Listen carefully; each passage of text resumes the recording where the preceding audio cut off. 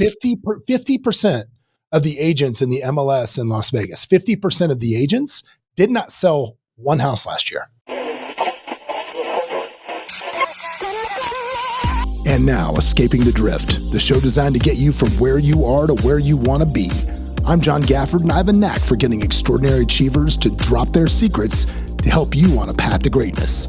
So stop drifting along, escape the drift, and it's time to start right now. Back again for another episode of the show that gets you from where you are, man, to where you want to be. Like I said in the opening, and today, dude, I know I say this all the time, but I got a banger. I got an absolute banger. If you are somebody that is in the real estate industry, and I know a lot of you that listen to this are, man, a lot of you are, you're going to want to check this lady out because she is a baller. And even if you're not in the real estate industry, she is such an expert in the arena of digital marketing that, man, people are just lining up to throw money at her feet for the privilege of being coached by her, for the privilege to walk in her circle, for the gift of her knowledge. Ladies and gentlemen, welcome to the program. This is Krista Mashore. Krista, how are you? Hi, John. How are you? Yeah, I love your intros. Good. You need to be like a TV personality. I'm telling you, see, here's what it is, man. Everything else is downhill from here. That's it. It's like the intros. That is my goal, is to nail that thing out of the park. And then everything after that is just going to be downhill, but that's okay. So Krista, you obviously are a top 1% nationwide real estate agent, which, maybe I am too, which is lovely. So, which is why we're going to get along famously. But you built an incredible business. I see ClickFunnels awards behind you. I see, man, that is like Russell Brunson came to your house and just redecorated with a bunch of stuff. And that in itself is impressive, because I got to tell you, that's one thing I just want to get to, is using ClickFunnels for real estate. Obviously something you've been very, very good at. So how did you get into the business? Let's swap some stories on how you got in the business in the first place. So let me just clarify. So when I left real estate to be full time, I was in a top 1% agent 17 years, and when I left real estate, to become a full-time real estate coach, I had sold 154 properties that year. But now I'm only like 20 homes a year in production, just to keep my finger on the pulse so that I'm good for my coaching students. But, just to keep that, I hate people like, well, look, Jeff, and you're not selling 1 million homes on Zillow. It's like I did for 17 years running. And then when I went into coaching, that's now I just do as a kind of a hobby to keep my foot in the pulse. Can I talk about that for a second? Because I love that. And I'll tell you why I love it. Because one of the requirements, we briefly talked about my company before we got started here. And one of the requirements for every single person that's in management for my company, every person has to be an active real estate agent. I don't have that 150-year-old broker sitting in a chair that, hasn't sold a house since '06 or whatever it is. And they have no clue what it takes to sit across from somebody and sell it by a brokerage agreement. They have no clue what it takes to walk into a house when the person before them said they do it for 1%. They have no clue how to handle those conversations because they haven't done it. So I think that's so great that, because at this point with your success level, you're not doing it because you need to sell 28 houses. You're doing it for 2 reasons. One, because I'm sure you have clients that just will not leave you alone. Like you try to get out, they suck you back in. I'm sure that's number one. But number two, the fact that you keep your finger on the pulse for your clients is great. I think that's wonderful. Yeah. Well, especially with the changing market. The reason I was always in the top 1%, no matter what the market was, is because I was always evolving and adapting. And I think that's a real flaw for not just real estate agents, especially real estate agents, because the barrier to entry is so easy, but even any industry, right? You have to adapt and evolve. And especially with everything we have going on right now, it's even more important to, just really know what's going on and be able to educate people and everyone, not just the seller and the realtor, the buyer, the global economy. A third of our economy, I think it is, or maybe a fourth is like real estate related. So it's a lot going on right now. So it's interesting that you said that. So when did you get into coaching? Let's start this. When did you start coaching full time? 2018. Okay. 2018, you made the transition from full time to full-time coach. What was the draw? So when you were an agent, was it just you solo agent? Did you have a team? How did you know that this was something that you loved? Hey, this is Steve Sims, and I'm a proud partner of Escape the Drift podcast with John Gafford, and I've got something for you for Sims Distillery. The community that is based on you, the entrepreneur, giving you the tools to be a better version of you. Visit simsdistillery.com, use the word escape to get a $694 discount off of the community that you need to be part of when you want to demand a better version of you. Thanks a lot, Escape the Drift, and see you in simsdistillery.com. So I was a solo agent for almost the entire time. And I brought my brother in to help me so that I could transition out. And so he had worked with me for about 3 years. We were averaging 150, 160 homes a year. And I was just teaching him, how to do it. And then one day I was like, I'm done. So the year I left, we did 154 properties. And then the next year when I was out of it and just kind of helping him, we did 101, then 69, then 65. And then I was not in it even when we were doing 100 properties. I was just kind of helping him maintain all the backlog from all the marketing that we had done. So prior to getting into real estate, I was a teacher. I taught third grade for 6 years and then went straight into real estate to kind of make more money and all that good stuff. Wait, so you went from third grade teacher to dealing with third grade mentality of exactly. That's why I was so good at it. Yeah. You had plenty of experience already. Yeah. Yeah. Plus my husband at the time had an affair on me and he emptied our bank accounts. We had just bought in a brand new house. And so I just left my full-time teaching job to be a stay-at-home mom to find no money in the bank, a brand new mortgage and 2 little kids, under the age of, 4.5. So I was like, I have to make this work. And so I went from 0 to hero and did 69 homes my first year in the business. So how'd you learn the business? How'd you learn? I just, before I even got my license, while I was studying for it, I sat in the office for, 4 months and I just followed everybody around and studied my license there and went on every appointment with them.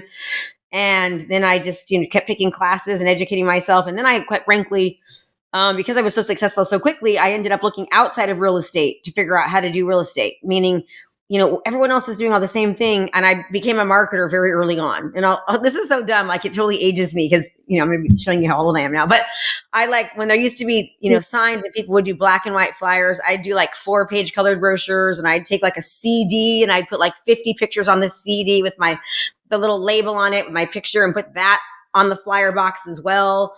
And I started just doing things nobody else was doing. And then I'd see the top producer on buses. So I'd get a loan and I'd put myself on buses and I'd put myself on Comcast television. And I just went all in. I was man, I have to make this work. And then I was the top agent, year after year after year from the first year on, So that brings up an interesting point though, something you said, which is you went through class, you sat in classes, but you also got yourself in the hip of a lot of other people. Cause this is my philosophy. You feel free to disagree with this philosophy. Yeah, I will. In my brokerage, we don't have any new agent training classes. I don't have any because the only way you can come work here as a brand new agent, the only way you get through our doors is on a team. That is the only way you can do this because I did this because coming out of another model that I owned prior to this business, which was the education brokerage, whatever, quote unquote, where they do have good education there. Yeah, where it was tons of education, but it seemed like every day I'm sitting here teaching these classes in this brokerage, and I saw the same faces every day in these classes, and I'm thinking, dude, you'd be better off just calling the phone book right now and sitting here listening to this again, because if you're not clients, what are you doing? Why does this matter to you if you're not going to go get a client? And, I came up in the business by being on someone's team. That's where I started. I started. It's a great way to start, I think. And plus you learn. Yeah. Dude, I was very successful. I was very successful in a lot of other businesses. And how I got in the business was I was on The Apprentice many, many moons ago. I saw that. I saw you were on The Apprentice. I was like, oh my God, this guy's a baller, man. And then when we sold our tech firm, coming out of that, Kendra Todd, who had won my season of The Apprentice, was in real estate. And she was like, get a real estate license, come sell real estate with me. It'll be fun. And so I started on her team on a 50-50 split, even though we were friends. And she knew, I wasn't very successful. That's how I started in the business, because here's why. Here's my philosophy to it. If you're in a brokerage or you go to a company that has a big classroom and all these people walk up front, they teach these classes and you're sitting there watching this stuff, that person gets paid exactly the same whether you succeed or not. Now, if you get on a team where this person's like, okay, I'm going to pay for marketing that is then going to produce leads that I'm going to place in your hands. So now if you are not successful, I am losing both time and money. I just feel that that scenario produces far more winners in our industry than the classroom setting, which is why we have a 90% failure rate. I don't believe in it. So we do not do it at all here where we have classes. Now, I also like to think that coaches like you are level up coaches. I mean, do you teach kindergarten, or are you finishing school? What do you do? I teach a doctorate in real estate and digital marketing. Yeah, you're PhD. You're finishing school. You're like us. Like, and anybody will tell you that's not. They're like, man, I went through a 4-year degree, a master's degree in marketing, and I learned more for you in 6 months than I learned in my 6 years of school. But I dig that because like people will come to us, and I'm like, look, here's the deal. This is like the Yankees, right? Like you don't just show up and play ball here. You got to be a player through the minor leagues. They either come through our development system, and then you get to be a standalone agent, or you go learn somewhere else, and then you come back when you're sick of paying, for nothing. Then you come back when you get, because I did the 90% failure rate with agents for years, and it was exhausting to me. And most, I think it's actually more than 90%. I mean, you know how it is. They take the average, the NAR says that the average realtor sells 12 homes a year, which is bull crap. I actually did the math once. How many homes, and this is a couple of years ago, but like how many homes sold in the US divided by the amount of realtors. And then I did it in my state, and it was like 1.3 homes was the average, because you have the big dogs like you and me that are selling 150, 170 homes a year. Then you got the guys that are selling one home a year, and that average is 12. It's really not 12. It's like 1.6, 1.7. Yeah. Well, dude, 50% of the agents in the MLS in Las Vegas, 50% of the agents did not sell one house last year. Yeah. And it's always been just it's the people that just want to say that they have something to do. Oh, it is amazing to me though. Like, you know how there's all this, so with all this NAR stuff, I like completely dove in head first and I spent like over like 60 hours creating like a buyer course, like to help my students to be able to justify their commission, and so I did all this research on the NAR and all these things. And it was funny because when I was researching it and trying, like my goal was, I'm going to establish this agent as the authority and make the person on the other end, the buyer, the seller, see just how much they're doing, how many parties are involved, and just how involved the real estate transaction is, which it is so complex. And one of the hardest jobs I believe that you can do if you do it well. And, and you having a lot of experience, you can see all the crap show that it can be and how many things can go wrong based upon the inadequacies and the inexperience of the person on the other side, and how much lack of control you have from what they do or not do. Well, the fact that people are selling 1 home, 5 homes, quite frankly, 10 homes a year, they're never going to be an expert. It's just amazing to me, honestly, how low the industry standard is based upon the money that the industry makes upon what they expect and allow from agents, and how much power, quite frankly, agents have to ruin somebody's life and their financial well-being. It's crazy to me.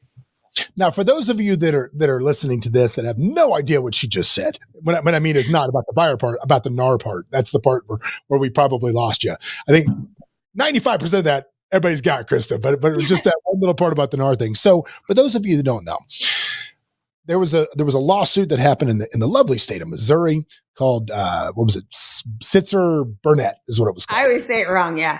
Sitzer Burnett. And essentially what it was these people formed a class action lawsuit saying that the big dogs, all the big brokerages, Keller Williams, Berkshire Hathaway, KW, all the big companies had colluded together to artificially inflate commission costs by making sellers pay buyers agents commissions, which is just part of how this business has always kind of gone through a concession. And I don't think that I thought the case was meritless. I thought it was baseless. I thought it didn't make any sense. Now, neither did any of these companies. These companies did not think that this was going to go anywhere. But unfortunately, they let a jury of 12 renters, people that have never gotten. Did you know that? They were renters. Were they all renters? All renters. No. Had never been through the home buying process. Not one person. I did not know that. Oh my gosh. Well, and hold on a second. You said how it's always customarily been that traditionally, and you're not legally allowed to say that, but the seller used to pay the buyer's commission, which by the way has always been negotiable. There's no standard 100%. Or anything like that. 100%. But the thing about this is that that agency came into play because of rights back, 20, 30 years ago, where they said, hey, how you guys are doing this is not fair housing. You need to have representation for buyers. So the whole reason that buyers agencies went into play, to take care of the consumer, now they're saying we did the opposite. So it's just, the whole thing is just crazy. It's a mess. So anyway, long story boring. Jury awards $1.8 billion, but because of violation of the Sherman Antitrust Act, it now becomes triple damages to like $6 billion. Well, guess who doesn't have $6 billion? None of these companies got $6 billion. Like nobody got $6 billion. So then this is what happened. All of these companies started to settle. And here's the second fun part of what happened is 28 lookalike cases like this popped up all over the country where literally they just copied the lawsuit and changed the names. How do I know that? Because my name was on the one for Nevada, which sucked. Oh, geez. We got named in the Nevada lawsuit. Well, National Associated Realtors comes along to save the day. They settle for $418 million. And part of they change is they say that the way that we do business can change. Now, luckily for me, why can I talk about this? Because part of the settlement was any company that did less than $2 billion in residential sales for the year of 2022 would be covered under their agreement. Good news for Simply Vegas, $1.98 billion in residential sales in 2022. Oh, geez, man, right under the radar. Dude, a buddy of mine in Florida, I won't name him or his company, but a buddy of mine in Florida did $2.025 billion, and they wanted like $9 million in settlement from him. Oh my gosh. He's like, he's obviously, they're still working through it, but man, it was, when I saw that and we ran the numbers and added up all residential, it was a happy day for us that day, which was, honestly, it's insane. And what's even crazier about it is like just the lack of knowledge from the consumer. Real estate agents are so undervalued. And quite frankly, I think most of them are, right? Most agents put a sign up, put it on the MLS, never do any work, never do any marketing, don't have any idea about how to negotiate or take care of what the client's best interests are. They're more worried about their commission because they are barely making it, So most agents are overpaid. And I don't mean to sound mean when I'm saying that, but it really is true. They're not educating themselves. They're not learning how to differentiate themselves. And quite frankly, they don't have the client's best interest at heart in most cases. Now, most people are going to be hating me when I say that, but that's the average agent that sells 1 or 2 homes a year that just got their license because they want to sell their friend's house across the street, right? This is a very lucrative career if you can learn to do it right. And unfortunately, most people will not take the time and the detail and the attention that it takes to, like, I recently did the research of how much a doctor makes, an attorney makes, a financial advisor makes, all the way down to, this dentist, police officer, teacher, right? And the teacher was the lowest at $60,000 average a year. The doctor was the highest. I think it was $280,000 a year. And I was like, I'm selling houses that are way less than you. My best month in real estate, I sold 26 homes and I made $360,000 in a month, which is 6.2 times what a doctor makes in a year. And a doctor has to go to school for 13 years and he has $400,000 of debt. Just freaking learn how to differentiate yourself and learn how to position yourself as the authority and actually be that authority in real estate. Don't do your due diligence, do your job to become a badass. But no one's willing to do it. They want everything just handed to them and it's so easy. And that is the reason why we are undervalued. And the society right now and the consumer is just disparaging real estate agents and saying how we're not needed and how horrible we are and they're right in a lot of the cases, So, but when you really, really know what's involved and you've had the experience to deal with the people that are selling 1 or 2 houses a year and the gross mistakes that they make, you and I know that not to be true, right? But the public is just going after the juggler of agents right now. So anyways. They definitely, again, and it's a reputation well earned. Still being earned. 100%. We go back to my company, and I'm not trying. The only reason I'm talking about the company so much is because I'm talking about real estate. So it is pertinent to this. People, if you're listening, I'm not trying to, it's not commercial for what I'm doing. But our company, I'm the only brokers that I know in Vegas anyway. We do what's called the purge. We don't play the horn and kill people. But if you're not doing here, you don't get to do here. There's a lot of places. I love when people are like, oh, I'm looking for a place to hang my license. I'm like, bro, if I did one deal every 3 years, I'd want to hang my license. I'd want to hang myself if I was you too, if I was your license. So yeah, I mean, this is a place for I love doers. that you do the purge. That's awesome. That was one of my weaknesses, is that I'm not the best. Like, I'm just so self-motivated. For me to have a team, I can coach people very differently. But when it comes to my own personal real estate team, I'm not good at holding people accountable. So it's like, and plus my brother works for me and my daughter works for me now. So it's so hard to do. It's so hard. It's so hard. We take it all the way to our entire company level. Like every 6 months, I'll pull the list. If you haven't done anything, there's another company in town that's 100% shop. I'm like their number one recruiter because I send them all these people, because here's the way I look at it, right?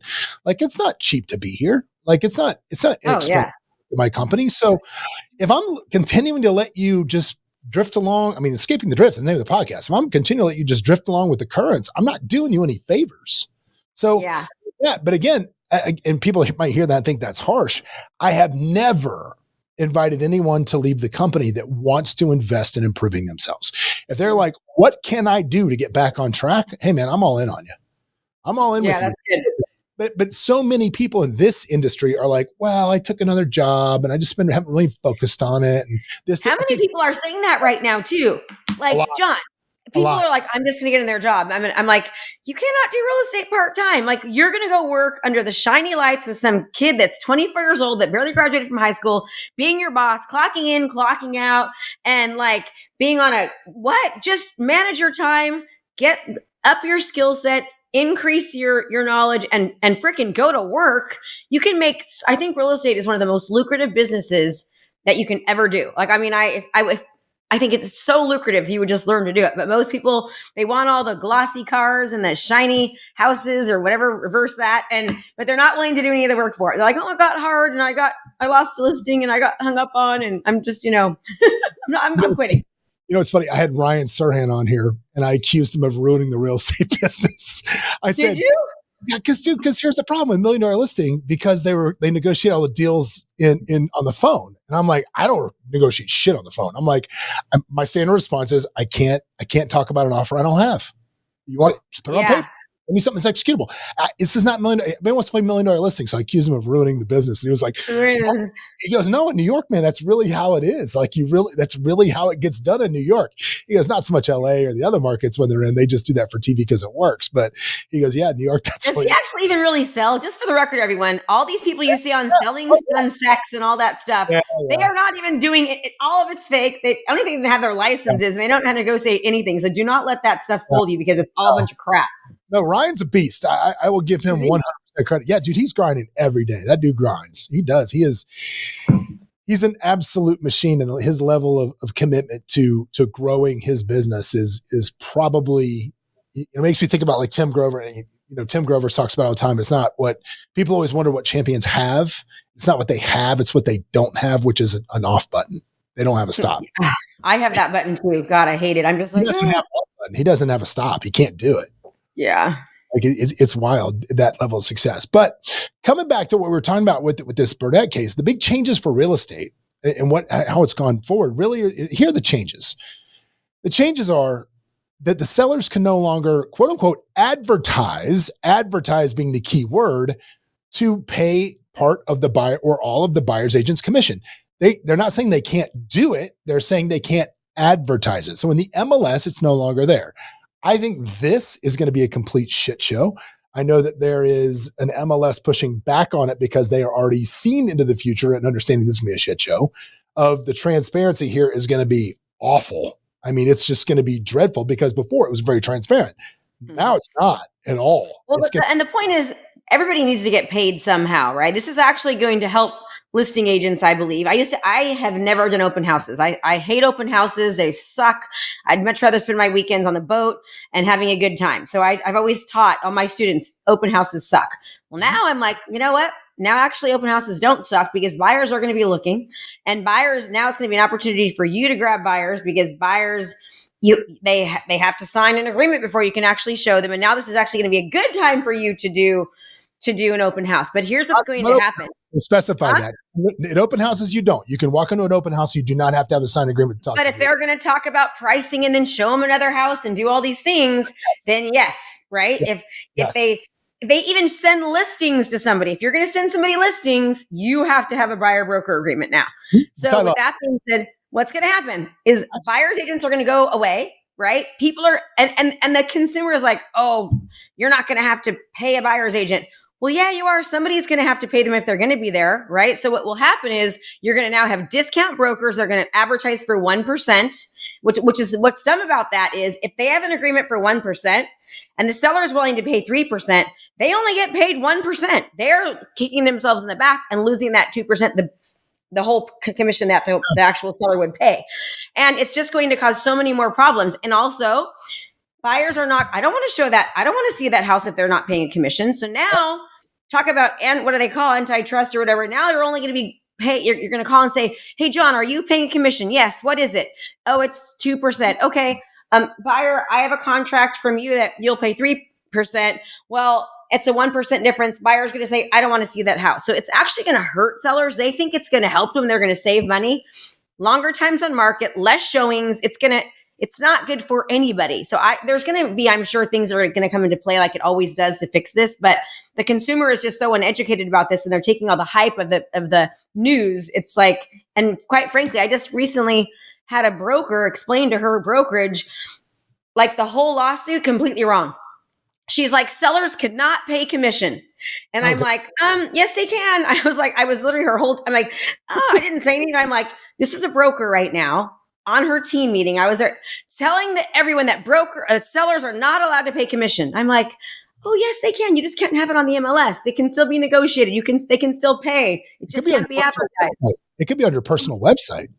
You can have it on your personal website, on your listings, on your site, saying we will pay whatever. That's not. And which would be a great thing to do to say refer here, But it's just a matter of educating the seller too. Like once you educate a seller, it's like game over. They're like, oh, okay, I get it. No problem. And just be careful not to say customary, standard, traditional. Yeah, you got to be really careful about that. Yeah, we have added pages into all our buyer and seller books, right? Like our buyer guide that we've always had is 40 pages long. It's awesome.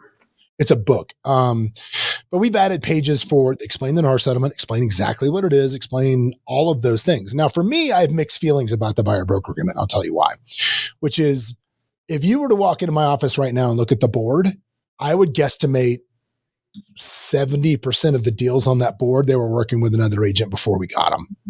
Because it's even more than that. Like 97%, according to NAR, which is probably not even true, had dual representation. Yeah, so for 14 years, nobody, especially on my team, gets in a car without a buyer broker agreement. It does not happen. Smart. We do a full buyer presentation. We explain the benefits of working with us. We sign the buyer agreement. We've done this for 14 years, and I've been able to take away so many clients because of this. And now kind of the mess of what's going to happen with this is you're going to have some people that don't know what they're doing, that their friend's cousin is a realtor. Fine. But before we do this, you just got to sign this. And now they're going to be stuck to this nitwit where we can't take them away. Right? Because of the buyer broker. That is the only reason I'm mixed feelings about this. And okay, let's just talk now about Zillow. Okay, I have to say this. This is like, I have to put Zillow on blast. Did you see what Zillow did? Zillow came, we're going to save the day, Captain Save a Ho for these teachers. And we have an agreement that we have to help the public where you can cart somebody around for 2 weeks and show them all the houses and be tied to them only for 2 weeks and you can back out. I'm like, it doesn't take 2 weeks. It takes 1 hour to prove your value add. I'm like, what are you talking about? Do not sign that Zillow thing that Zillow's trying to help the public. I'm just like, whatever you do. Yeah. You're talking to the guy that from the main stage at Inman, basically called Zillow, said Zillow was perpetuating the largest theft on the middle class in the history of America with their iBuyer program. And you were smart because look what happened with that. Can I share my screen here? I want to show you something. Can I share it or no? I think you can. I don't do that here. I don't know if you can or not. Let's present. I'm not used to this one. Let me see here. Oh, present. Let me see here. You got it? I want to show you something. Okay, should me just show this something to you really quickly. I don't know if I can see it or not. Let's find out. I was going to let share screen. Right. I might have to do this. Yes, allow on, allow off, cancel. For those of you listening to us, you're going to have to go check this out on YouTube, or you can always see this stuff on YouTube, StupidDrift.com, blah, blah, blah. for all your video needs. There we go. Okay. Can you see my screen or no? Let me add it. Okay, there we go. Yeah, look at that. Okay. So this is like a home buyer course that I created, right? This whole thing explains the entire NAR lawsuit, what it does, how it is. And then this one like talks about like the buyer's compensation, and then literally goes through every step and why you need a buyer's agent, right? And how it affects both parties. We already had something similar to this, but we just called it a course, just so it would like kind of like, oh, you have a course, well, wow, I don't know any agents that have a course, but like even just this first video here, I know it's kind of long, 13 minutes. I'm obviously not going to play it, but just this alone, it's like, holy crap, I didn't realize that. This is the kind of thing that every single agent needs to do. And this is what I spent like 60 hours just really understanding this and kind of figuring out can I make how to help people. Yeah. Comment about, I couldn't hear what you were just saying, but I'm going to give you props on something, but No, just from what I saw, not from what I heard, because I think a lot more people need to do this. If you're going to make a long form educational video, as Krista just showed us what she did, she had it edited in the same style as a short form video with a lot of moving graphics, a lot of background, a lot of B-roll, a lot of overall, because that's how people are used to watching video now. And if you don't hold their attention, you're not going to keep their attention. If you're going to do talking head for 13 minutes, you're dead meat. Agree, disagree? Absolutely. And that basically what that was it was just a funnel, right? So I basically just created a funnel, called it a buyer course, like, just, and I'll tell you what, we do a marketing video that we send out, prior to going on a listing appointment that like really talks about all the things that we do that are so different. We don't talk about open houses or broker store. We talk about digital marketing, geo-targeting, like all these different things that we do. People watch it. Like I've had agents say, nobody will watch that. I'm like, yeah, they do, because we can track it and it's people's most valuable asset. And even myself, we're in escrow right now for a commercial property, and I didn't represent myself because I'm not an expert in commercial. And so I hired an expert realtor who specializes in commercial to help me. People do not understand just how, it's a very complex process and people want an expert. So you've got to position yourself as such, right? But most agents are not willing, like none really, to do that for years. I want to see your 40-page buyer book too, man. That's good. Mine is probably like 30 pages. Or not even that, probably 25. Yeah, it's pretty elaborate. Yeah, that's good. But like for you, like you use that as a funnel. For me, although I wrote this book, Buyer Blueprint, and this is not a cheesy ghostwritten book. It's an actual freaking book written by me and a New York Times. So I get it. This is my buyer book, my buyer guide. Love it. Yeah, I've got what we do is, when we get something, I know you're a big fan of the box. I love the box too. Yes. I love the box kits. We have high gloss blocks, beautiful, that we drop off that contains obviously our seller book, a lot of our samples of our brochures and all of those things. I own my own digital printing press, which makes it a lot easier to print all this stuff at scale. So cool. I told you we were vertically integrated. I own it all. But if I'm going to spend money, you do, man. You own every aspect of the real estate process. I own it all. But I also I use those video books, right? The books that open up. Oh yeah, those are so cool. I use that to explain how we do our commissions, because I find that especially in the high end, most of the times you walk in, they don't care about, they just want, can we get to the numbers or how you charge? And I don't talk necessarily about specific numbers, but I talk about how I do commissions, which is a little different than how a lot of people do them. But I just want to get over the concept of how I do it. So when I'm there, it's not foreign to them, or I can tell right when I walk in, they're either really jazzed about how I do it or they're not. Like it doesn't matter. Yeah. What's your normal price range that you do? I don't go to a listing unless it's at least 7 figures. Like if it's not, and here's a cool thing. Like I'm going to tell you. So here's $1 million. Here's a cool thing. So obviously I told you with Escape of our business, with title, with mortgage, with everything that we do for the last 4 years, I've really just been focused on the company. I've been focused on personal business at all. I have a team of 12 agents that work directly for me as my personal team that I've been handing everything off to for the last 4 years. That team still does between 150, 200 deals a year, just standardized deals, everything, what comes in on our website based on our funnels and our marketing that we do. And I was in Orange County in my house in Newport maybe 3 months ago. And a buddy of mine was like, God, I can't believe houses are going to be 25 million in Vegas again. I said, dude, I never would have thought houses would trade for 25 million in Vegas. If you'd have told me that 10 years ago, I told you you're nuts. He's like, bro, you should you should get back into doing that. Like now that they're so expensive. And I said, yeah, maybe you're right. And he said, how long do you think it would take you to spin up your luxury business again? And I said, I bet I could do it in 90 days. He said, okay, let's make a bet. So we made a bet, 90 days. Today is about day 82 of that. I've already taken down a $1.4 million listing. I have a $1.6 million listing appointment this week. That'll be nice hinge points just to get my hands on because I need something to climb with when I get there. We're dropping, literally push the button today because also my digital printouts can do mail. So we're sending out, I want to say she sent out 15,000 letters today. High quality letters. They're going out to drop that to reintroduce to this new brand they're doing, Luxury Homes of Henderson. I built a completely new website through Luxury Presence.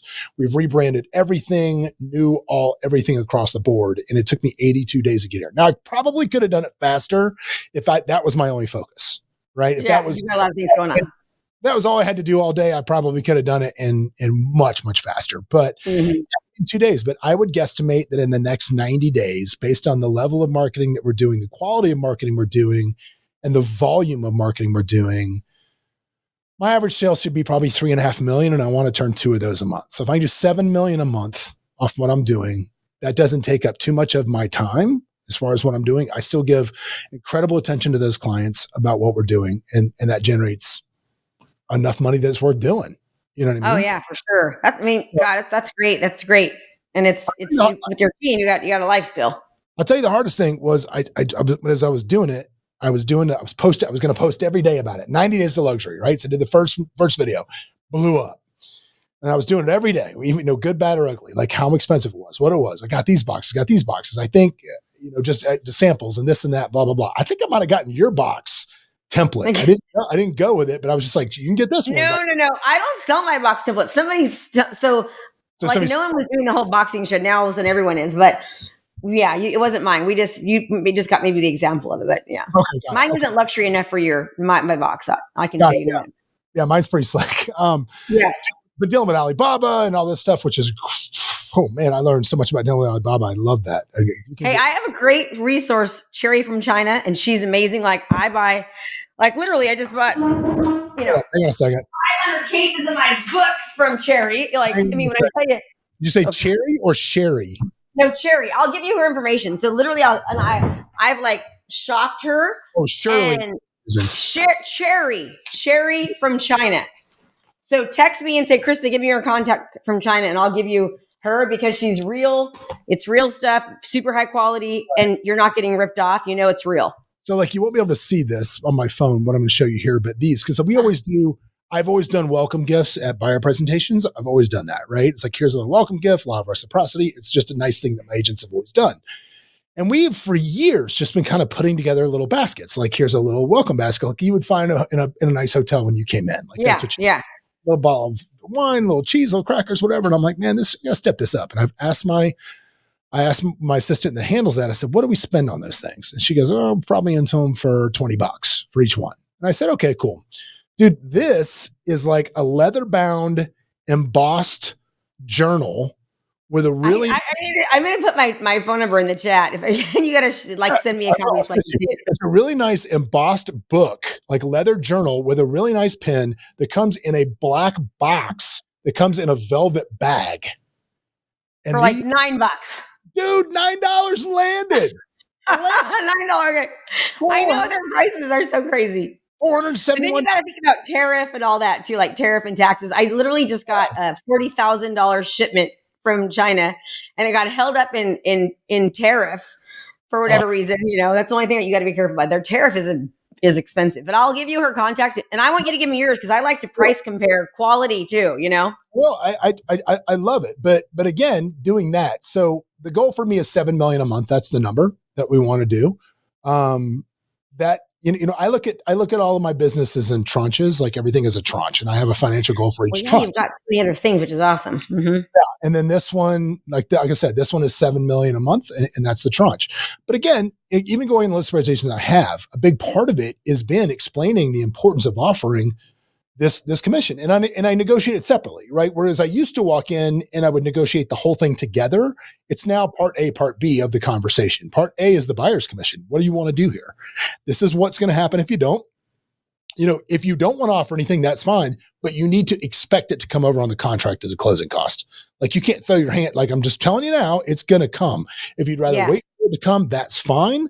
If you want to give me a number I can throw out to attract people, that's fine as well. But I want to talk about that. I'm going to stop for a second there. This is going to get dicey for people that don't do this business, but we got a call today. One of my agents walked around the corner and goes, it's the weirdest call. That's what the call. He said, I got a call from somebody about some $350,000 like condo that he has. Not a big deal. They had a client that wanted to go see it. And this agent said to him, my team requires a 3% co-op. Will your seller entertain that? And he has it in the MLS at 2.5%. So as things are right now, the way that the ethics work with the code of ethics in art, that's an ethics violation. It's an ethics violation. Yes. Straight up ethics violation. Do that. I said, but you know what? It's not going to be come August 17th. True. But again, like I told him, the only answer to that question is, hey man, I can't negotiate an offer I don't have. Put it in the contract. We'll see what happens. But when somebody puts the commission in the contract, I just get so like, it's like, come on, right now you can't even do it later. Commissions are not a part of the contract. I'm going to tell you another story because this is a great story that you can probably use. So for years, like I told you, this is how I've always done my business. For 14 years, I've done this business with buyer brokerage agreements always. And there are some agents in town. I mean, as is their right to do whatever. But again, back to the full transparency, I know these people would take these listings and say like, I'm going to take the listing for 6%. And then they would offer 1% as the buyer co-op when I know damn well the seller thought that it was going to be split, right? The seller having that is crazy to do that. I would be embarrassed to do that. I have seen people do this, right? So for years in situations like that, under the other terms, I would always with the permission of my client, I would write in the other terms that buyers under buyer brokerage agreement to buyer's broker, ensuring buyer's broker earns a 3% commission.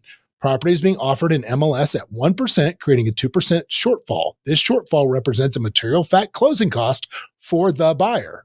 Buyer requests seller make this up as a material fact closing cost, right? Ooh, I like that verbiage too. Now, obviously, I've done that once or twice, which is why I know the exact verbiage off the top of my head. And then I would send it to the agent. And if they were one of the unscrupulous ones, they would lose their shit. At which point I would say, okay, we'll do this one of two ways. I have another copy of the contract already signed without that verbiage in it. If you want to change the MLS to 3%, I will then send you this offer. At which point they would change it.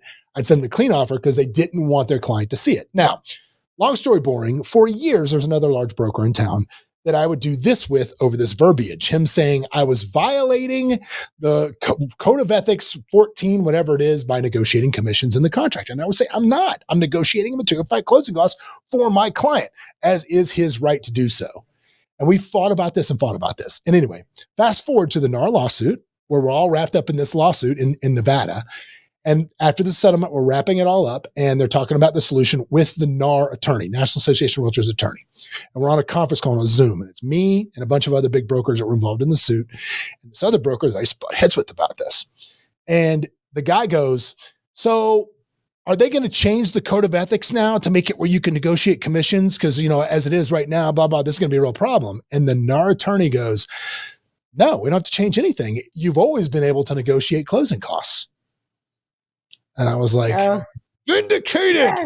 I'm surprised you didn't ever call NAR or somebody, to kind of help you with that. Although I will tell you, we call NAR and I'll have two different NAR attorneys that tell me two different things. So I'm like, oh my gosh, it's like, yeah, so you just got to be careful. Hey, this is Steve Sims, and I'm a proud partner of Escape the Drift podcast with John Gafford, and I've got something for you for Sims Distillery. The community that is based on you, the entrepreneur, giving you the tools to be a better version of you. Visit simsdistillery.com, use the word escape to get a $694 discount off of the community that you need to be part of when you want to demand a better version of you. Thanks a lot, Escape the Drift, and see you in simsdistillery.com. Welcome back. We're back again with Krista Mashore. back again, as we always say. Hey, just for the record, it's Mayshore. Mayshore. Mayshore? Did I say Marshore? I did. Yeah, and you did at the beginning too, but I ignored you. But I figured the second time I'd tell you. Krista Mashore. It is my fault because I have to tell everyone. Everyone always says Marshore, Mashore. Like, no one says it, never. So I apologize for not saying it correctly. I got thrown out of my freshman English class in college because It's okay. It's okay. we're in a big. No, I say I deserve this because we're in a big class, and the professor's calling roll the first day in a big class, as they tend to do at university. And they got to my name and they said John Gayford, and I decided in my 18-year-old wisdom to stand up and say vowels followed by two consonants receives the long sound of the vowel. Gafford. Afford. That's so funny. And then you became Gayford from that time forward. Well, the professor at which point decided to ask me to advise me I should drop their class. So that was that was day one freshman year. Yeah, I decided to let people call me whatever they wanted after that. Probably a better move. Yeah. But I am so sorry, Krista. You should consider doing like coaching luxury, like teaching coaching luxury. Yeah, I mean, at this point, maybe. We're going to get there. We're going to get there. I have some stuff going on. So we got a book. Obviously, the podcast here is designed to get people that are stuck drifting along with the currents of life out of where they are onto the next level of what they're doing. Have a book coming out. Hopefully, we're with the 20 beta readers, whatever that means. My publisher's got it with 20 random people that are reading it and come back and tell me if they hate it or love it or whatever, and things we need to change before it goes. So hopefully the book will be out in the next 4 months, but behind that, there will be something. I haven't been doing anything, dude, for like the last, I've been waiting for this book, right? Like I quit doing speaking. I have not been on stage in probably a year and 8 months, 10 months since I've turned down so many speaking things. I just haven't done anything. I'm like, look, I want to get this book done. I want to get this out. And then I want to use that to kind of springboard into all this other stuff. Yeah. And that's kind of the plan. So I haven't done either podcasts. I don't do anything. Like I agreed to your podcast because I love what you do, but I haven't done anybody else's podcast but mine in 2 years. Like I just haven't done anything. Right. So yeah, that's what the focus is on. And then I will be everywhere. I'll be omnipresent. Yes. You'll be like, oh, I know John Gayford. I hate that guy. No, I'm just kidding. You won't say that. No, nope. I'm like, next time we're together, I'm going to introduce you purposely and be like, it's John Gayford. Every single time, because I deserve it. I've earned that at this point. I absolutely have, which is great. So what do you obviously building a real presentation, building value? Are there other things that agents can do to create value for themselves in these presentations as they're getting buyer broker signed? Like, what are you seeing? Yeah, very similar to what you do. I mean, like we have a buyer box, and it goes to it. There's a QR code on there with a funnel, and there's a copy of our buyer book and buyer guides and step-by-step process, and there's video content where they can consume. Like, I mean, you saw, that's what we do. We've always done that for seller seminar, buyer seminar. We just kind of upped it up a little bit because before I was never focused on buyers. I was like 99% listings, like list to last, list to exist kind of a mentality. Now I think that even more, but I still want to prepare my agents to be able to have what they need to have ammo. Mm-hmm. I mean, I call it winning before you arrive. Before, I mean, I was like pretty much impossible to beat. You and I would have gone head to head. It would have been fun if you and I were in the same area because I don't like losing. And it would have been, I would have kicked your ass, man. Just kidding. But no, I would have, but you know what I mean? Like we both like to win, I can tell. And so, my goal was like, I want to make sure that no matter what, I have every tool in my toolbox before I even get there. And so when it was never really an interview, even though I was usually interviewing against other top producers, because when you're a top producer, people they're looking at other top producers. It's not just like, oh, friends of friends kind of thing. And I was hard to beat because I would made sure that I would always go above and beyond.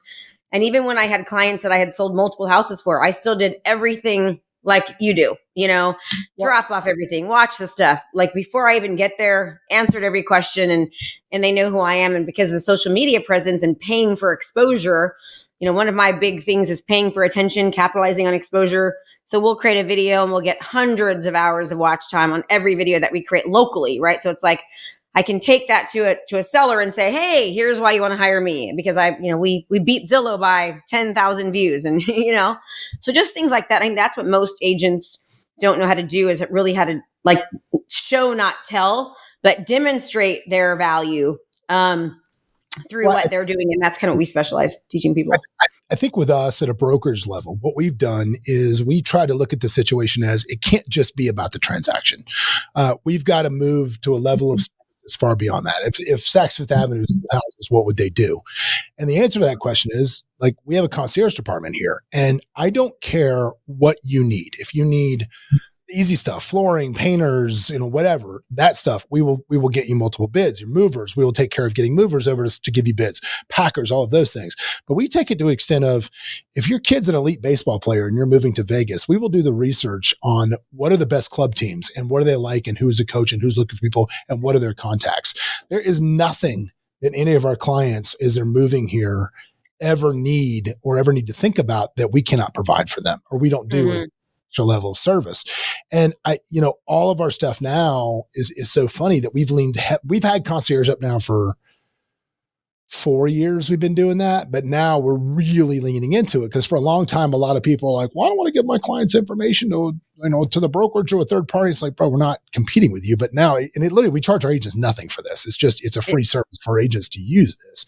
And I think, if you read our reviews, so many of them mention the concierge. That's awesome. That was amazing how great this was. And I think that it's stuff like that is going to be the differentiator.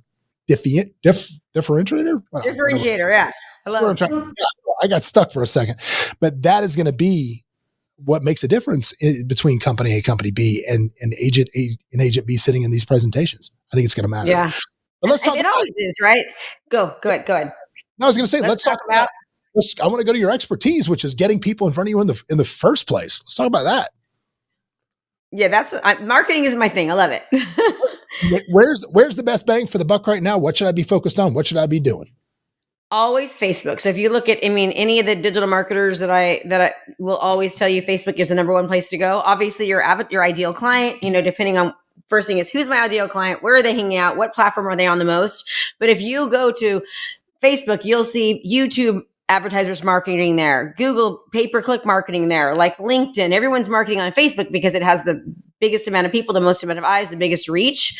I have made, we've done $60 million in coaching in 6 years. I think we just hit the 60 million mark, and 60 million of that came from Facebook advertising, right? So, obviously it was me selling high ticket, but I market on Facebook. We've tried LinkedIn, we've tried YouTube, and I hire the best of the best coaches, the best of the best coaches to help me. For some reason, especially in real estate, Facebook has been the best, and it's locally more than anything, because when you run Facebook ads, so I'll give you a little hint about how I learned this, but when Facebook marketing first came a thing, it's 12, 15 years ago, I flew to San Diego, learned from a guy that had been really doing it beforehand, as an experimental with Facebook.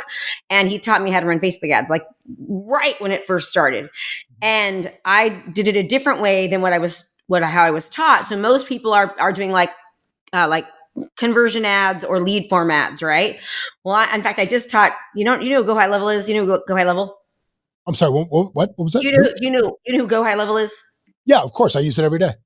Okay, so Go High Level just had me. I was their guest trainer this week. So Monday, Tuesday, Wednesday, they're having me teach Russell don't like that. I know. I taught this brand awareness strategy on his platform 2 years ago on stage, but it was like that. I love Go High Level. I love Go High Level, and I love Russell. I do. I have nothing bad to say about Russell. He is amazing. But Go High Level is oh my gosh, I can just do everything on it. And we've moved everything over to that. But they had me teach this brand awareness strategy the past 3 days. And it's basically I'm going to create brand awareness campaigns, which is video views, reach objective, engagement and objectives, that then I'm making sure that everybody in my community is seeing me. Because right now, if you're utilizing, I'm just going to say Facebook, but all these platforms are the same. The algorithm is only putting you in front of people that are already engaging with you, your mom, your dog, your sister. You want to be in front of everybody else. So with these, when you pay to play, when you pay for attention is currency, the algorithm puts you in front of these people, and then you can target people and retarget people that have already interacted, so that they're seeing you all the time. You're showing up in their feeds. And so, you become a little mini celebrity in your area, and it's impossible. There's not anywhere that you can go locally when you do this the right way for, a few months. Everywhere you go, people are like, oh my God, you're that real estate person to me. I was so excited. The other night I went out to dinner, and this guy's like, aren't you that marketing girl? I'm like, yes, I'm finally not known as the realtor. I was so happy. I'm like, yeah. He's like, I saw you on Go High Level. And I was like, thank you for that. because literally what you can do can work for any industry. We've talked about any industry, any industry. It's like, it doesn't matter what it is. Any nationally, you can do it nationally, but locally is simple. Locally for like, I'm not kidding you, John, every single video that I will produce, I'll spend $200 and I'll get 380, 500 hours, 600 hours of watch time on every video that I produce. And then I can have this objective. I want engagement. I want to be able to take this video to seller and say, hey, this is why you hire me, because I got 600 hours of watch time. And here's 10 other listings in your area I did the same for. And here's what that equates to. It's the amount, like the reason why people will market on the Super Bowl, like Google and Pringles. Everyone knows the chip Pringles. Everyone knows, taquitos chips. Everyone knows Google. Why would Google spend $7 million just for a 30-second commercial? Not to include the $20 million they spent to create the commercial, because they understand the importance of eyes on you, the attention. And everyone thinks it's like, oh my gosh, referrals. It's like it's so important who you know, but what's even more important is who knows you. And you start to get referrals. And when you're like, for you position yourself as the authority. Everything you do is top of the line. You're always on a job interview. You know that. Like, everything I do is on a job interview. So when you market your listings, and then the whole world, like, people love luxury. So you create luxury listings and you do the most amazing tours, and people are just so obsessed with that. All of a sudden you become the $1 million listing guy. In fact, want to hear something crazy? When I first started coaching with Russell, he was like, oh my gosh, there was a realtor who was like not doing well. And he was like, I'm going to become the $1 million listing agent. And how he did it was, he started once a week. He would showcase a listing through a funnel that was $1 million. I don't know who the guy was, but eventually he became a $1 million listing agent, when before he was just showcasing it because the perception was, I'm a $1 million listing agent. And that guy didn't even put any money behind it. Like, put a little bit of money behind it. Because I'm going to talk about that, because I do have a little bit of an issue with that strategy, and I'm going to tell you what it is. Okay. A lot of people that replicate that exact strategy. They go and they just tour these $10 million homes. They haven't done it. They haven't done this. And this is my opinion on it. You tell me if I'm wrong. My opinion is this. I'm like, look, you're walking around $10 million houses. How many of these houses are traded in the last 6 months? And the answer is Are traded? Are traded. How many of them have sold in the last 6 months? Okay. Like, how many houses, 10 to 20 million, have sold in the last 6 months? And it's like 9, right? So now what you've done is you position yourself so far away, so high away from your actual followers. Like, you've made the jump from being seen as obtainable and somebody that would actually hire into just house porn. That's all you are. Well, but it could be like $1 million. Like, you want to go after $1 million listing. I'm talking about your own property. So Russell's guy did it with, like, I don't know where he lived, but let's just say his average price point was 500,000. So he would showcase $1 million and above. Well, you are actually getting these listings now. People love real estate. That's why real estate shows are like the most watched shows next to the Food Network shows, right? Because people are obsessed with real estate, sex sells or whatever they call it, sunshine. I don't even watch any of them, but house porn. So yeah, you've got house porn right there with the listings that you have, and you're wanting to create $1 million listings. Like, run Facebook campaigns around them. You're marketing your properties. You're marketing yourself. You're showcasing how you do business, because they're seeing how you advertise the properties, how you stage the properties and all that. And next thing you know, like, you're paying for a small dollar to make sure you're demanding the attention, which people want to see anyways.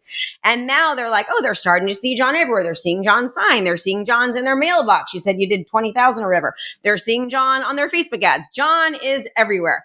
This strategy, even if you're not even talking about like showing homes, just showing the community, things to do, hot spots, local places, things that are prolific, and you start creating content and running ads behind it, so you're always showing in people's feeds, people are like, this person is a badass. They're everywhere. You know what the difference is? I just realized on what you said, because my response to that was, if you can do this, great, do it, because it gets eyeballs. But you also need to be doing some calls to action along the way that say, like, look, I sell these big houses. I'm in these big houses, but I'm willing to work with you at any price level. Like, I'm oh here yes, you have to for sure. This will work on anything though. Like anything you want to do. You want to sell underwear. This is how you do it. You want to sell dog food. Here's the difference. These guys are just throwing this stuff up and hoping people will come. You're targeting an audience through paid ads. So there's a higher probability. Like, if you're going to film a bunch of $5 million houses, you should be marketing those using geocaching or tagging or whatever you can do to markets that do that. To any video that you're going to create. People are spending all this time on these videos, like, oh my God, video. It's like, don't even waste your time, because organically less than 0.2-3% of people are seeing the video organically. But if you pay $100 to locally on reach campaigns, video view campaigns, engagement campaigns, retargeting campaigns, you get thousands and hundreds of thousands of views, thousands of engagements, hundreds of hours of watch time for pennies. Where it matters. Locally, where it matters. Yes, locally. You can't do it nationally, right? Because for me, I spend about $180,000 a month on Facebook ads, but I'm doing it nationally for my coaching business, right? But when I was doing it as an agent, I was spending about $6,000 a month. When I left real estate, I was making about $1.8 million in commission. As a solo agent, and my house price point was around 500,000. You can kind of do the math, but but that's nothing compared to what you have to spend nationally, right? That's why I was telling you, man, I should go back into real estate, because I think it's more lucrative than being a coach, especially the realtors right now, because they have no money. Yeah, dude, I'm good friends with the guys that own V-Shred. You've probably seen that handsome Vince guy come down your social media feed before. V-Shred, the workout app, they spend $1 million a month in ads, in online ads. Oh, yeah, I bet it. Mm-hmm. Mm-hmm. Wow. What did you think? So based on what you do, what did you think of Alex Hormozi's books? I love Alex. I actually coached with him. I spent $25K for an 8 hours, because he was my mastermind with me for 2 years before he was Alex. Right now, he wouldn't even. I have him on my cell phone speed dial, but it's like getting him to answer. It's like, unless it's a 1-word answer, he will not answer. Like, I'm like, dude, we used to be friends. He's just too cool for school now. But Alex is brilliant. What mastermind? Huh? What mastermind? That was in Russell Brunson's, his inner circle. Right now, I'm in like a couple of them. I just joined Tony and Dean's, like their mastermind. Yep. I'm in, I said, yep. Yeah. I just joined that one. It's brand new. They haven't even launched it yet. And I'm in Founders Board and Genius Network. And I've got like a YouTube coach right now. I've got an artificial intelligence coach right now. I've got a sales coach right now. Like since the market's been changing, I literally this year I've spent a lot of money in the past 6 months on coaching and like upping my skill level, because I'm needing more opportunities because of how hard the real estate market is for realtors, right? So getting them to pay me $24K is harder than it used to be. So I need more leverage, more exposure. So I've been like diving into, everything. Yeah, no, I'm leaving tomorrow. I'm in Kent Clothier's boardroom mastermind. It's just for high level real estate people. I'm going. Yeah, I know Kent. I go there tomorrow. I love Kent. He's one of my favorite humans. I do that.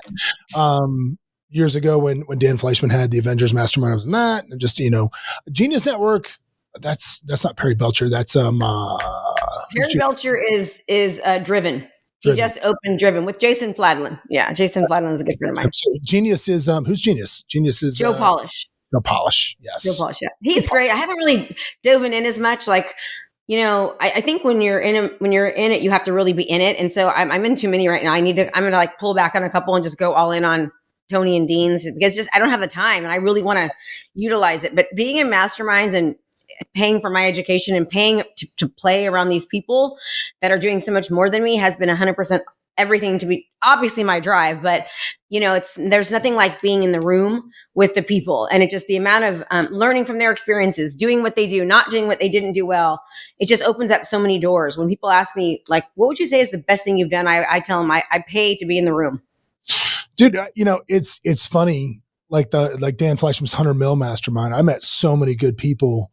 That's where I met the V-Shred dudes, 100 mil, and that was great. And I think I like the way Kent looks at it a little differently. Kent says it's a time machine. It compresses time. And the thing I love about his, man, I don't know about the ones you go to, but like tomorrow, I've got to go on Thursday, and how it's a real mastermind. It's not like a seminar. Like a lot of these are just you go and you hang out, you have dinner, it's cool, blah, blah, blah. And there's speakers and you sit in a crowd all day. This one, dude, I've got to do a presentation on my business every time I go. And that's awesome though. I got to lay out KPIs, and the room just pulls you apart. It's like, oh, I love that though. That's what you want. Dude, I tell people all the time, it is the 8 days a year when nobody tells me I'm special. and I love that. Is it 2 days long, or how do you do it? Yeah, it's 2 days. It'll be Thursday. I want want to be a guest at his. Say, hey, Krista Mashore, she wants to be a guest once. I want to be a guest and watch. I'll talk to Ken about it. It's it's awesome. It's in Seattle, so I'll be up in the great Northwest. That's awesome. Good for you. That's why you're so successful, because you invest in yourself. Dude, you have to. You have to. I mean, you can't think you know it all. Trust me, I already know who I'm calling when I get ready to launch this coaching platform. I already know I'm calling. Yeah, you won't find a better person than me. That's for sure. What? No, because you know where you are now, man. You know what the next level for you is.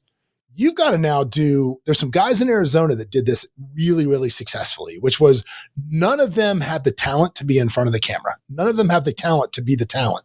They have immense talent on selling, managing, fulfillment on the back end for this. And they run their coaching business like a record label.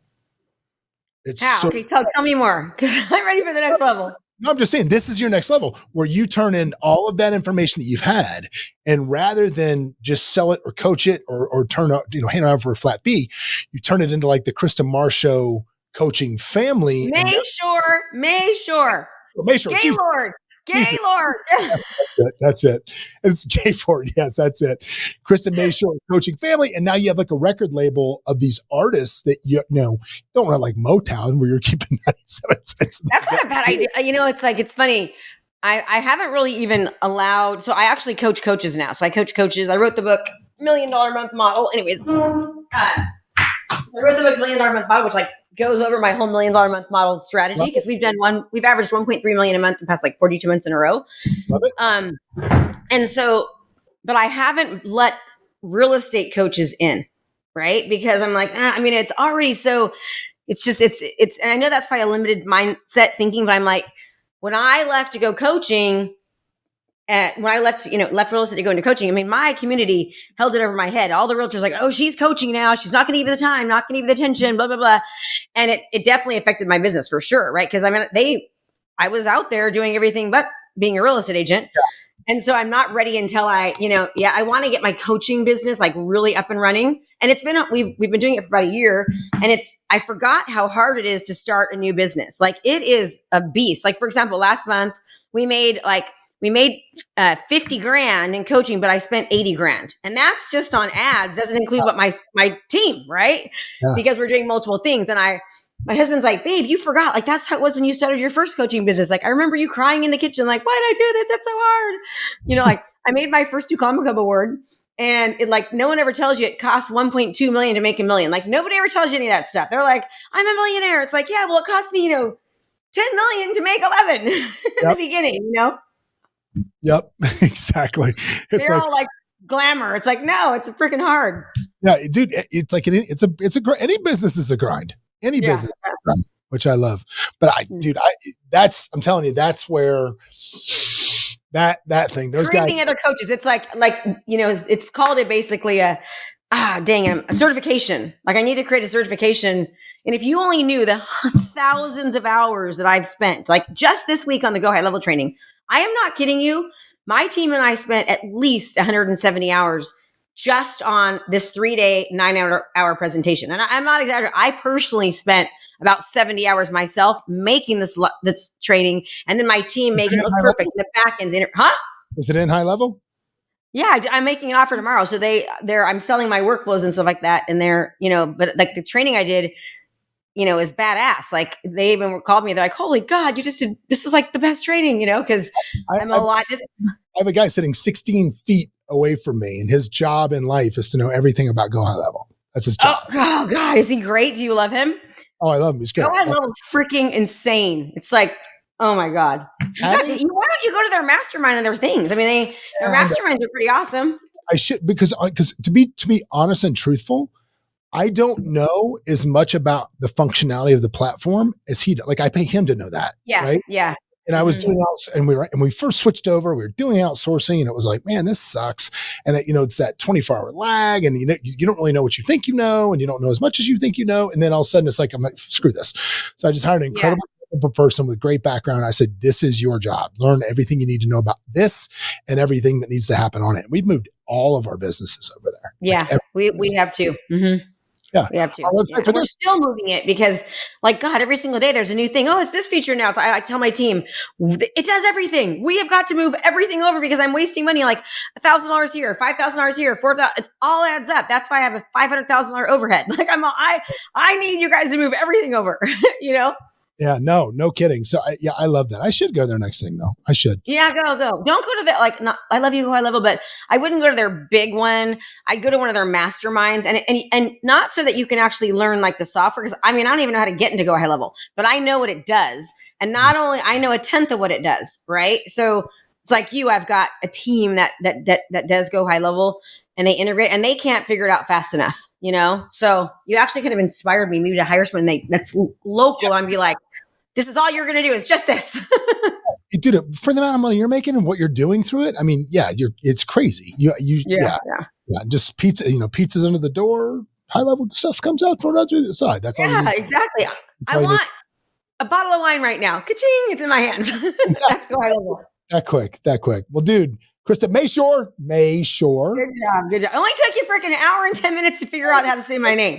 Dude, it's terrible. And it's not. I hate when people say things like "I am this," but I struggle with names, and I have. So, like when I go to networking events, I always take my wife with me because she's great to have a networking event because she's entertaining and draws attention. But B, her job is as I'm meeting people, she texts me everybody I meet. Smart. What they were wearing, what we talked about, blah, blah, blah, blah, blah. So I can then, just as I get a second to myself, I can go back through and review as I'm mid-stroke in a networking event. So I'm always walking around like, oh, hey, Sam, have you met Bill? And they're both like, Jesus, this guy remembered my name in like 2 seconds because I'm studying. So good. My husband, I bring him, I'm like, babe, if I don't say their name, it's like, hey, this is my husband, Steve. If I don't say, hey, Steve, this is John, Steve is supposed to say, hi, I'm Steve. What's your name? He never gets it right. I'm like, babe, I don't say their name. You have to ask their name because it means I forgot because I'm the same way. I'm really working on it. I know. My other great one is it's great to see you. I never say it's nice to meet you because I might have met him before. It's always great to see you. Great to see you. That's good. Great to see you. And do you ever notice this is bad, but you'll have met people on you meet a lot of people, right? And you've met people on your podcast. I've sold 2,300 homes as a solo agent. I meet people in my city and they're like, oh, you sold my house. I'm like, yes, of course. And I cannot remember. I feel horrible about that because I'm like, how do I not remember? Well, it's been 23 years and 2,300 homes. So it's like, it's impossible to, but yeah, I hate that. It's just great to see you. That's all you got to do over and over. Yeah, I like it. Great to see you. Hug. It's been great to see you today.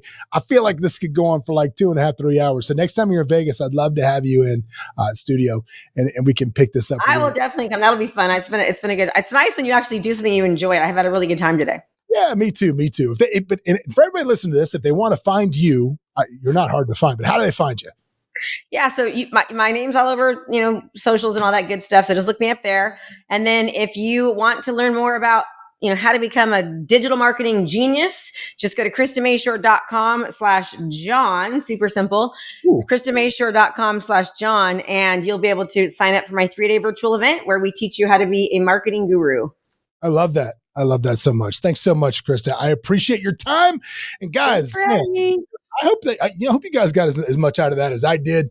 That was, I'm fired up. I'm going to go learn digital marketing and get my high level guy to learn more stuff and let's make some more money and do that. But man, listen, you don't have to do digital marketing. You don't have to do real estate, but you got to do something. You can't keep drifting along with the currents of life because remember, nobody's coming to help you. You got to help yourself. See you next week. What's up, everybody? Thanks for joining us for another episode of Escaping the Drift. Hope you got a bunch out of it, or at least as much as I did out of it. Anyway, if you want to learn more about the show, you can always go over to escapingthedrift.com. You can join our mailing list. But do me a favor, if you wouldn't mind, throw up that 5-star review, give us a share, do something, man. We're here for you. Hopefully you'll be here for us. But anyway, in the meantime, we will see you at the next episode.